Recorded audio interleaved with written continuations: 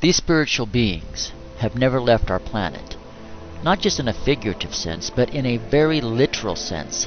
They have been ruling this planet through very specific bloodlines, who long ago swore allegiance to these beings in exchange for wealth and power over the human race. This Satan granted, in exchange for their cooperation in preparing the whole world for the ultimate spiritual deception these evil entities have planned. These bloodlines are literally able to be traced by genealogists all the way back to ancient Sumer and Babylonia, and these human familiars or pets of the demonic angels have worshipped Satan and his minions under many forms from the time of Sumer right up to our present day. Most religions now are buying oaths for a dead horse. We feel that all religions are coming around to Satanism. We're in the very throes of a new satanic age. The evidence is all around us. All we have to do is look. Many things in this journey through the last 13 years have blown my mind, and is more to come. But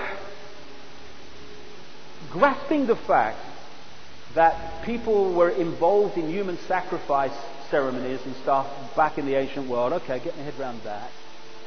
The fact even that some really kind of imbalanced people could be doing it today, yep, get my head around that. What really hit me was the scale at which this goes on, and some of the most famous people on this planet are involved in it.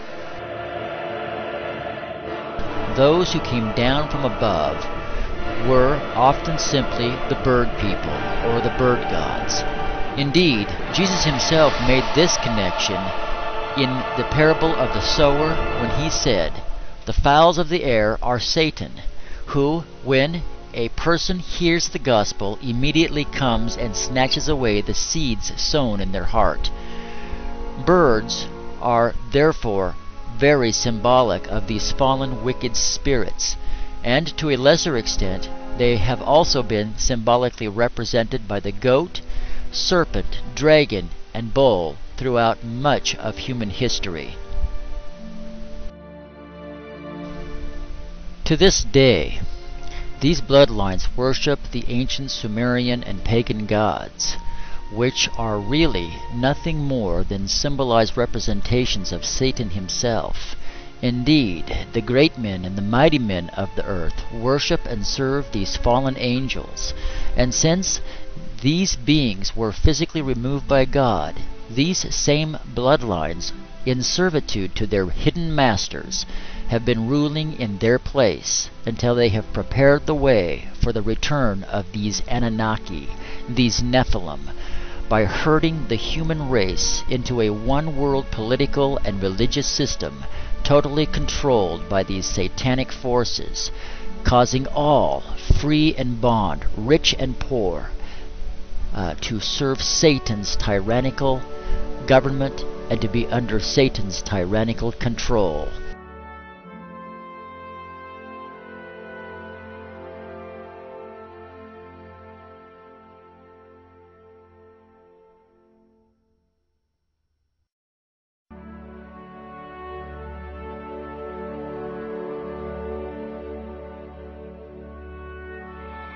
Bohemians and priests, the desperate call of heavy hearts is answered. By the power of your fellowship, dull care is slain.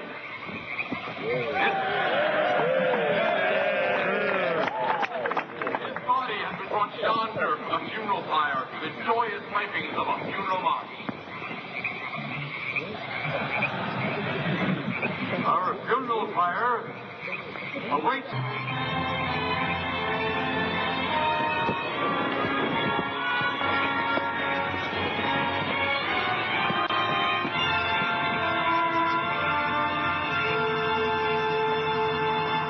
O thou, thus buried across the shadowy tide, in all the ancient majesty of death, thou arch enemy of beauty,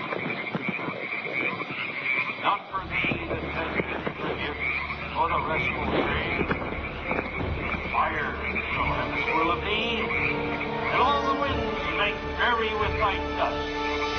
Bring fire!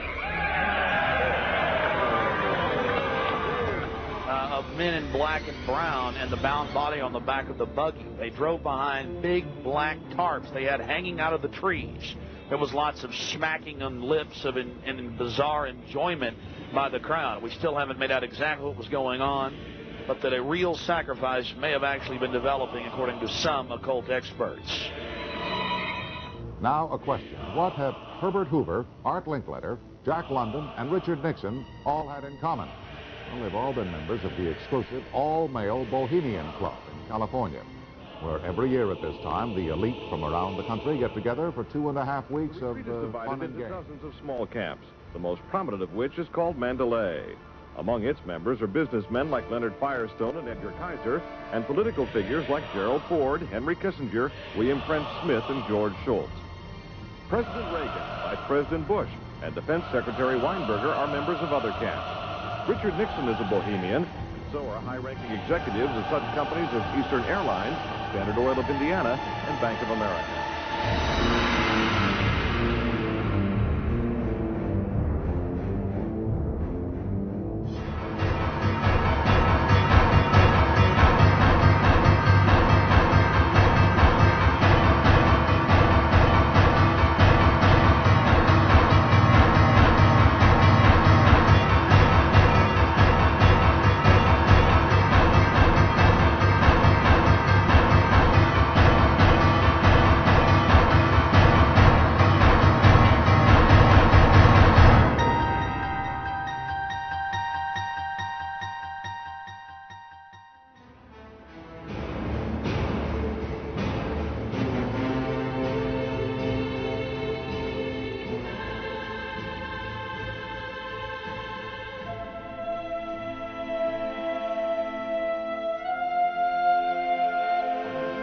We have before us the opportunity to forge for ourselves and for future generations a new world order, a world where the rule of law, not the law of the jungle, governs the conduct of nations. When we are successful, and we will be, we have a real chance at this new world order, an order in which a credible United Nations can use its peacekeeping role to fulfill the promise and vision of the UN's founders. What is at stake is more than one small country. It is a big idea, a new world order. Scripture makes it plain the agenda of these great men and of these familiar bloodlines is to lead men and women away from serving and worshiping God and bring them into a one-world unity of government and religion for the purpose of preparing the human race to worship and serve Satan in rebellion against God, knowingly or unknowingly, by the mass population. They have a plan, an agenda they are carrying out for their hidden masters, and they also have a fiendish idea to weed out those who are with them and those who are not.